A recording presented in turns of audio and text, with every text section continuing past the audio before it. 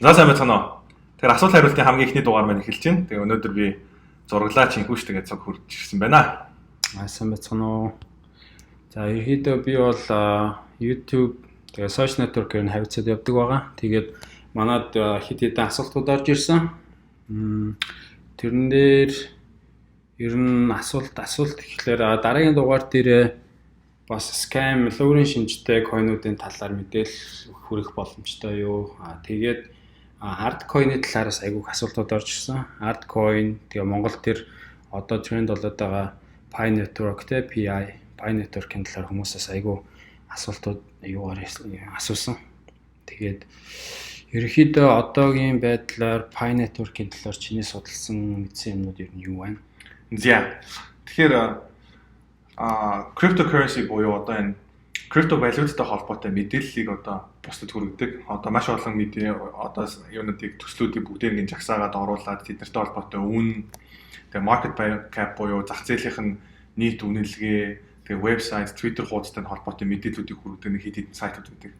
Тэн дээр хамгийн түгээмэл хэрэглэгддэг нь CoinGecko, тэгээ CoinMarketCap гэж байдаг байгаа. Тэгэхээр Pi network-ийн чинь CoinGecko ороод харах юм бол байхгүй. Тэгээд тэгсэн хэрнээ мессенжер одоо манай Монголд байдаг миний их сургуулийн болон 10 жилийн найзууд энэ төр жишээ нь referral link энэ явуулах жишээ айгүйх байгаад байгаа байхгүй. Тэгээд ороод үзэх юм бол аппликейшн суулгах юм бол аппликейшнийг та бүхэн харах юм бол утсаараа энэ хүү зоосыг ингээд олборлож болно. Орчин үеийн одоо маш боловсронгуй технологи гэсэн маягийн team мессежтэй. Тэгээд үнэхээр одоо жишээ нь криптотой холбоотой блокчейн дээр суурилсан төсөл юм бол үнэхээр одоо чинь өөрийнх нь блокчейн бэлэн болоогүй бол Ethereum дээр ERC20 гэдэг токен болж байгаа. CoinGecko болон CoinMarketCap-тай гарахад амархан. Нэгсэндээ CoinGecko дээр байгаа гэхээрээ л одоо аль биесны мундаг төсөл гэсэн үг биш. Байхгүйгээрээ харин lower гэдэг нь баг ойлгомжтой гэсэн үг байдаг байхгүй. Тэгэхээр нэгсэндээ гарахгүй байх шалтгаан гэвэл юу байж болох вэ гэхээр блокчейн мэддэг, технологи мэддэг усудаас ерөнхийдөө жоохон зайдуу байя, тийм хүмүүс бол хол байя гэдгийг ерөнхийдөө илэрхийлж байна гэсэн санаа.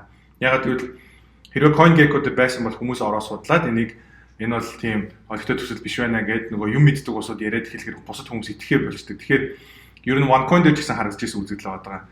Яг блокчейн дээр суурилаагүй илүү Ponzi буюу лоурийн шинжтэй төслүүд маань яадаг вэ гэхээр CoinGecko болон CoinMarket-ээс айл болох зугцдаг.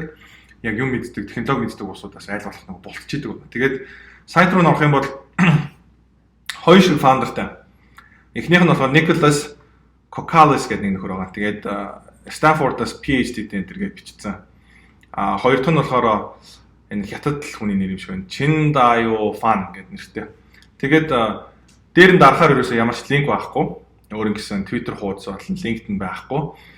Google дээр үзэх юм бол ямар ч Pi network-тай холбоогүй Nicholas Kokalis гэдэг нэг Stanford-та одоо 14 жил ажиллаж сурсан юм аа шин тий. Нэг тийм үний хуудас гарч ирж байгаа байхгүй. Тэгэхээр энэ бол Pi network-тэй холбоотой байлаа ч гэсэн Pi network руу бичээг байгаа байхгүй. Тэгээд Chendao-гийн хувьд бол хятад түүхний хувьд бол бүр олигтой линкдэн ч байхгүй. Тэгээд нэтээр хайхад байхгүй. Тэгээд утсаараа mine хийдэг энэ криптогийн технологи маань ерөнхийдөө олон хүмүүсийн хайж исэн тийм хийхийг зорж исэн айгуу тийм advanced тийм технологи байгаа. Тэгээд энэтэй холбоотой ажиллаж исэн одоо нэг succinct blockchain буюу маш бага хэмжээний дата хадгалдаг блокчейн хийх тийм төслүүд одоо байдаг. Энэ дээр одоо Coda гэдэг нэг төсөл байсан. Coinbase-ийн хөрөнгө оруулалт хийж исэн. Тэгээд Nimiq гэдэг төсөл байгаа. Эдгээрийн аль нь ч бэлэн болоогүй. Нэгсэндээ энэ бол технологийн хувьд айгуу тийм шийдвэрлэхэд айгуу тийм хүнд асуудал байгаа. Математикийн хувьд ч гэсэн технологийн хувьд тэгэнгүүт өөрснөө гэсэн LinkedIn олигтой аккаунт ч байхгүй хоёр хүн нөхөр орж ирээд энийг хийж ин гэдэгт бол ер нь бол үнэмшил айгуу бэрх. Нөгөө талаас. Дээрээс нь утсан дээр аппликейшн суулгах юм бол үнэхээр блокчейн дээр хэрвээ mine хийгээд байгаа бол блокчейн байх хэрэгтэй. Блокчейн байна гэдэг нь юуган дээр харагддаг вэ? Блокчейн дээр Explorer гэж юм байдаг. Тэр нь блокчейн дээр хийж байгаа нийт гүйлгээнүүдийг хардаг. Тийм мэдээлэл өгдөг тийм сайт заавал байх хэрэгтэй. Гэтэл Pi network дээр бол тийм байхгүй. Тэгээ яг тодорхой хэрэглээ байхгүй. Тэгээ яг пирамид схем юм уу гэхээр мөнгө нэхгүй байгаа. Мөнгө нэхгүй, зарж болохгүй, шилжүүлж болохгүй. Тэгээ нэг тийм хаалттай. Тэгээ би яаж энэ одоо мөнгө олох гээд хүмүүс хүрхээд байгаа юм болоо гэж бодсон чинь жоох ингээ ухаад байжсэн чинь арай сурчлагынууд гарч ирж илээ. Тэгээ ер нь бол жоохон сурчлагаар мөнгө олох гээд байгаа юм аа. Тэгин гутлаа бид хэд бас Pi network-ийг бас сонирхоод бас app-ийн татж үзсэн байгаа тий. Ерөнхийдөө бас нэг тиймэрхүү инхээгийн хэлж байгаа ер нь шинжүүд бол бүгд тэн дээр ингээ багтсан бас айгүй итгэхэд бэрх. Тэгээ бас криптогийн зах зээлд бол бас өмнө нь бас нэг хятад хүмүүс, ард нь бас хятад хүмүүс байгаа team member-т нь ч юм уу CEO нь хятад хүмүүс байгаа нэг тиймэрхүү төслүүдийг бас хүмүүс айгүй их татгалздаг гэсэн. Тэгээ нэг хэсэг бас айгүй их татгалзаж эхэлсэн шүү дээ, нэг хэсэг. Нилээн low шинжтэй юмнууд. Яг 17 онд анх ороод би одоо жишээ нь хятад төсөлд хөрөнгө оруулалт хийгээд мөнгө авч ирсэн хоёр төсөл жишээ нь дурдъя заа. Hero Node гэж байгаа. Юуны Brain Chain Network гэдэг одоо AI дээр тулгуурсан блокчейн гэдэг Америкт амьдардаг байсан нэг хэдэн хятад профессор энэ хүмүүс байсан. Тэдний хувьд бол яг энэ Pi Network-ийн хажууд бол яг жинхэнэ хүмүүс тэгээд жинхэнэ төсөл байсан л та. Аюух ажлууд бас хийх гэж оролж ирсэн. Тэгтээ бас тэгээд хүмүүсийн мөнгөийг өөртөө алуулсан. Тэгээд ер нь бол яг крипто зах зээл дээрээс 3-4 жилийн туршлагаар бол яг хятад төслүүд төр бол аюу тийм болгоомжтой ханддаг. Яг хятад гэхээр бол өөр гэсэн үг бас биш. Тийм бас биш. Тэгж бас тууширч бас болохгүй. Тийм. Сүүлд аюу анхаарал татж байгаа layer 2 solution гэж ярьдаг. Одоо Ethereum дээр байгаа gas fee-ийн асуудлыг шийдэж байгаа looping гэдэг төсөл маань өөрөө хятад багтаага. Тэгээд Google-д ажиллаж байсан хятад залуу байгаа. Тэр төсөл аюу мундаг төсөл. Хятадаас гаралтай. Тэгэхээр хятад болгон бодлаа гэсэн үг шүү. Гэхдээ ер нь бол жоохон болгоомжтой байх хэрэгтэй.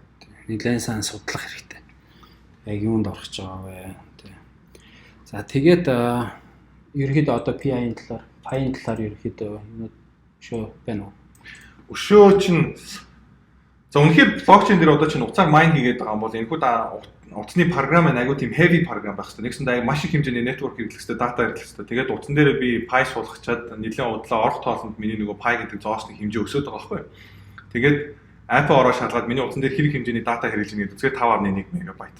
Тэгээд тийм зүйл, тийм блокчейн байх боломжгүй. Яг мэдээж ирээдүйд боломжтой болж магадгүй. Одоогоор тийм блокчейн байхгүй. Тийм технологи гарч ирээгүй байгаа. Тэгээд биткойны хувьд чинь биткойны бүх одоо өмнө 2008 оноос хойш хийсэн бүх гүйлгээнүүд хадгалагдаад тэрийг олборлагч төхөөрөмж болгон хадгалж идэг. Зөндөө олон терабайт файлууд байдаг. Тэнгүүд Pi Network 5.1 MB-ыг ашиглаад блокчейны гүйлгээнүүд хадгалаа яваад байна гэдэг бол худлаа. Тэгэхээр энэ app маань өөрөө блокчейн хэрэглэгчдэг аягүй үгийг ашигласан. Тэгээ өөр ингэсэн white paper-тэй smart contract platform буюу одоо Ethereum шиг платформ болно гэж одоо яриад байгаа байхгүй. Гэтэл энэний цаана яг жинхэнэ баг харагдахгүй байх, жинхэнэ компани харагдахгүй байх, албан ёсны линкд нь хуудас харагдахгүй байх. Үнэхээр ихтгэл үнэмшилт төрөхөд бас хүнд байна л да. Тий. За дараагийн юу нэхлээр бас нэг анхаарал татаад байгаа юм. Одоо ингээ Facebook-ийн Bitcoin group, cryptocurrency group гэсэн хэдэн группүүдээр ингээ хараад байхад бас Altcoin хээр яг одоогийн ханш бол яг хөөсрлөө Altcoin хээр цаашаа явах юу мөн үү? Яг coin мөн үү? Бас тэрний талаас айгүйх асуултууд бас ирсэн. За тэрний талаар юу бодож байна юм?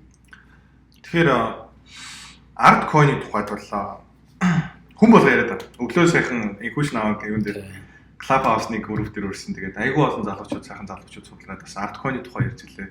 Тэгээ Монголын цагаар шөнийн 4 хүртэл унтахгүй ярьж байгаа байхгүй юу? Тэр чинь одоо 500 хэдэн хүн хоорондоо тэгээ мэтгэлцээ. Тэр зээ бас хэрүүл хийж байгаа хүн ч байна.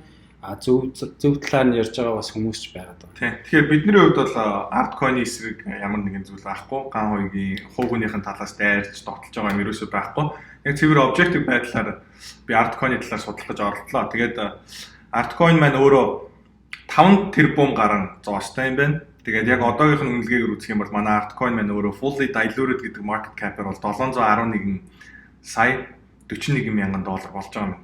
Тэгээд ерөнхийдөө манай Altcoin маань сарын дотор 65 дахин өссөн юм. Тэгээд 65 дахин өссөн. Тэгээд Pi Network-тай харьцуулах юм бол яг харахгүй блокчейн дээр байгаа токен мөн. Тэрний угаараа мэдэгдэж байгаа ERC20 токен Ethereum блокчейн дээр байдаг. Тэгээд Ethereum блокчейн дээр байгаа бүх гүйлгээнүүдийг харж болдог. Хин хідэн зоос эзэмшиж байгааг харж болдог. Тэгээ ороод харах юм бол энэ харагдаж байгаа график дээр хамгийн дээдлийн топ 6 хаяг дээр нь 97.89% нь буюу ерөөсөө л нийт гүйлгээнийх нь ихэнх нь ерөөсөө 6-ын хаяг дээр байдаг. 6 хүн эзэмшдэг гэсэн үг. Тэгээд бид нэр өнөөдөр Altcoin худалдаж аваад нааш цаашаа зараад өсгөөд байна гэдэг нь ерөөсөө бид нийт байгаа supply буюу нийлүүлэлтийн 50-ийн 1 дээр нь хоорондоо аралцаад байна л гэсэн санаа. Тэгээд 65 дахин өссөн. 65 дахин өснө гэдэг бол асар том өсөлт. 65 дахин өссөн хэрнээ блокчейн дээр хийж байгаа гүйлгээнүүд нь хонхийн 1-2 хүн гүйлгээ. Нэгсэндээ нэг хүн нөгөө руугаа ерөөсөө тэр Altcoin-ыг явуулж байгаа транзакшн бол хоногт ерөөсөө 2 хүн гүйлгээ явуулж байна. Тэгээд сүүлийн 1 сарын хувьд 65 дахин өссөн хэрнээ яг энэ тоо хэмжээ ерөөсөө өсөөгүй. Хамгийн максимум үзүүлэлтэн гэдгсэн чинь 3 гүйлгээ хийсэн байх жишээтэй харагдаж байгаа байхгүй. Тэгэхээр энэ бол айгүй с ิจ гтэй. Тэгээд нийт ерөнхийдөө нийлүүлэлтийнхаа 90 хэдэн хувийг өөрсдөө 100% контролч гэдэг бол яг цэвэр вакуумжуулсан орчинд яг өөрсдийнхөө зоосыг хөөсрүүлж байгааг бол угаасаа том илэрл. Тэгээ энийг л угаасаа 100% хөөс гэж хэлнэ. Би олон ч хөөс харсан. Тэгээд яхах энэ бол угаасаа яг тэдгээр энийг 2017 онд 18 онд биткойн бол этерийн амжилтыг дагаж олон төслүүд гарч ирж байсан. Мундаг хүмүүс мэдээж байгаа. Гэхдээ мундаг хүн байна гэхээр төсөл мундаг гэсэн үг биш. Ягаад гэвэл блокчейн маань өөрөө технологийн салбар. Тэгэхээр бид нэр энэхүү зах зээлд яаж орж ирдэг вэ гэхээр бид нэр технологийн мэдлэгтэй ирээдүйн хараатай том вижнтэй хүмүүсийг дагаж орж ирдэг. Тэнгүүд одоо жишээ нь энэ төслийн фаундеруудыг харангууд ихэвчлэн санхүүгийн салбарт ажиллаж исэн монгол хүмүүс байгаа байхгүй. Тэгээд хин энэ дунд IT-ийн мэдлэгтэй, хин блокчейний мэдлэгтэй юм бэ гэж сайт руу нухангууд нэг казак нөхрийн зураг байлаа. Би нэрийг сайн уншиж чадахгүй юм шиг. Sadva Kasov гэдэг нэртэй. Тэгэхээр Sadva Kasov маань өөрөө peer exchange, cryptocurrency exchange гэдгийг одоо жишээ нь founder гэдэг өөрийгөө бичсэн. Тэнгүүд яг тэрийг Google тэнгүүд тэр exchange чинь байхгүй лээ. Одоо нийт дийл болоогүй зүгээр юугаар beta version энд явж байгаа юм уу би мэдэхгүй байна. Тэгээ дээрэс нь блокчейнтэй холбоотой энэ хүн бол мэдлэг байхгүй харагдаж байна. Ягаад гэвэл IT-ийн мэдлэг гэдэг бол блокчейний мэдлэг биш. 5 жилийн блокчейний туршлагатай гэдэг Zain гэдэг компанид ажилладаг гэдэг. Тэгсэн боловч нөгөө Zain ямар ч тийм сургуу компани. Дээрэс нь блокчейнтэй холбоотой, технологитой холбоотой ямар нэгэн white paper, технологийн paper бичиж байгаагүй, ямар нэгэн математикийн тийм тооцоололууд хийсэн туршлага байхгүй. Тэгээ Zain гэдэг компани руу оронгууд CTO нь Баяраа Басан гэдэг нэг залуу байгаа байхгүй. Тэгээ сүүлийн 11 жилийн компаниг эзэмшиж байна. Одоо Chief Technology Officer буюу одоо хариуцсан технологийн senior engineer нь байна гэдэг өөрийгөө тавьсан. Тэгээд энэ хүн дээр болохоор ямар ч ажлын туршлага харагдахгүй, олон connection ч байхгүй. Тэгэхээр LinkedIn-ийн хадлаас. Тэр нь бол яг хуу мөнгөө 10 нугуулсан, 20 нугуулсан, 60 нугуулсан Монгол улсуудаа би бол баяр үргэе гэж хэлээ. Тэгээд цаашдаа дахиад 60 нугуулна гэж бодлохгүйгээр итгэн шиг ашгаа авахыг би бол зөвлөнөө. Тэгээд дээрэс нь арилжаалагдж байгаа exchange байна өөрөө ерөөсөө олон улсад танигдаагүй exchange байгаа. Тэгээ бид нэр ямар нэгэн зоосыг ер нь нийтэд хүрэн олон улсад гарна гэхээр юунаас эхэлдэг вэ гэхээр ерөнхийдөө том exchange-үүд дээр арилжаалагдаж эхлэхийг хэлдэг. Тэр маань болохоор Binance, Coinbase те бидний хүмүүс санд бол Voyager-ээр гарч ирэхийг хэлдэг. Гэтэл эдгээр exchange-ийн аль нь дээр нь ч байхгүй. Дээрээс нь нийт арт coin-ыг эзэмшдэг адрес буюу хагны тон 345. Тэгэхээр нэгсэндээ гадаадд гарах байтугай Монголд байгаа 3 сая хүнийхээ 3000 хүндэн ч хүрч амжаагүй тийм зоосыг бид нэр гадаад руу гараад бужигнуулна гэж бодно гэдэг бол яг үнэсэн дээр надад сэрүүн зүудэлж байгаа юм шиг сонсогдож байна. Тэгээд илүү сайн үзүүлэлтүүд гарах хэрэгтэй. Тоон үзүүлэлтүүд айгүй сайн байж энэ дээр бид нэр үнэмшин. Тэгээ юунууд нь бол ерөнхийдөө гүйлгээнүүд айгүй даалт одоо төгсөлтүүд нь айгүй сонин харахад айгүй хиймэл харагдаад байгаа байхгүй. Тэгээд хүмүүсийн асууж байгаа асуулт ардкойн үнэхээр одоо олон улсад гарч чадах уу, олон улсын exchange дээр гарч чадах уу гэсэн асуултсан айгүй асууж илээ. Тэр боломжтой юм. Одоо Binance ч гэдэм үү те KuCoin, Binance, Coinbase. Одоо 711 сая үнэлгээтэй болцсон. Гэхдээ 711 сая үнэлгээтэй гэдэг чинь гар дээр нь 711 сая байна гэсэн үг биш. Ягаад гэвэл нийлүүлэлт маань ерөөсөө 51 зах зээл дээр байна гэдэг чинь дахиад нийлүүлэлтийнхаа 1% зах зээл дээр гаргаж ирээл зархад л ерөөсөө энэ зоосны үнэ нь ерөөсөө шууд доошоо зүгээр шал руу унана. Тэгэхээр нэгсэндээ эдгээр шууд энэ мөнгөө 100% бэлэн мөнгө болгож чадах чадвар нь айгүй хомс гэж би харж байна. Ягаад гэвэл бэлэн мөнгө ихтэй байж том exchange-үүдээр гарах магадaltaй. Ягаад гэвэл exchange-дээр гарах листинг маань өөрөө төлбөртэй байдаг. Мэдээж инновацлог мундаг төслүүдийг шууд exchange-үүдээр гардаг чинь Sushi Swap байна, Yearn Finance байна тий. Гэтэл Artcoin-ийн хувьд өөрийн гэсэн блокчейн байхгүй. Тэгээд дээрэс нь тийм инновацлог блокчейн индустри дээр өнөөдөр яг өрмөц яг ерөөсөө яг л энэ ардтал байдаг solution шүү гэсэн тийм шийдлийг бол олж харахгүй байгаа учраас би одоо жишээ нь Binance-ийг Artcoin-ийн одоо цаатал байгаа компани руу залгаад танай coin-ыг ч одоо лист хийлээ гэж ярина гэх юм бол би бол надад бол төсөөлөгдөхгүй. Дээрээс нь бидний өмнөх дугаараар ярьж байсан Basic Attention Token, Brave гэдэг браузерын токен маань өөрөө 726 сая долларын үнэлгээтэй. Тэнгүүд Art маань 711 сая үнэлгээтэй.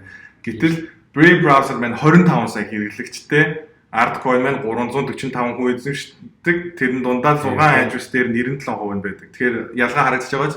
Дээрээс нь Brave browser дээр үүсгэн байгуулагч нь Brent Knight дэлхийд дээр хамгийн түгээмэл хэрэглэгддэг JavaScript гэдэг language-ийг invent хийсэн хүн байгаа. Тэгэхээр та бүхэн ерөнхийдөө намайг юу хэлэх гээд байгааг ойлгож байгаа бах. Тэгээд за. Ерөнхийдөө бол хүмүүст бол бас тодорхой хэмжээний хангалттай мэдээлэл өгсөн байх гэж бодож байна. Тэ одоо ерөөхдөө одоо ингээд альткойныг авч орох гээд байгаа хүмүүс бас фоморж бити ороорой гэж зөвлөе. Ерөөдөө сайн судлаарай, тэ?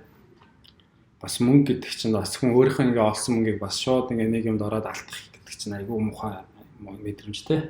Ерөөдөө бол нэг 17 оны үед бас тийм мэдрэмжийг бас авч үзсэн. Миний хувьд хэлэхэд бид нар бас ерөөдөө хамт алдсан. Тухайн үед бол бас алдах үедээ алдсан, явах үедээ олцсон. Гэхдээ боломжтойгаарай.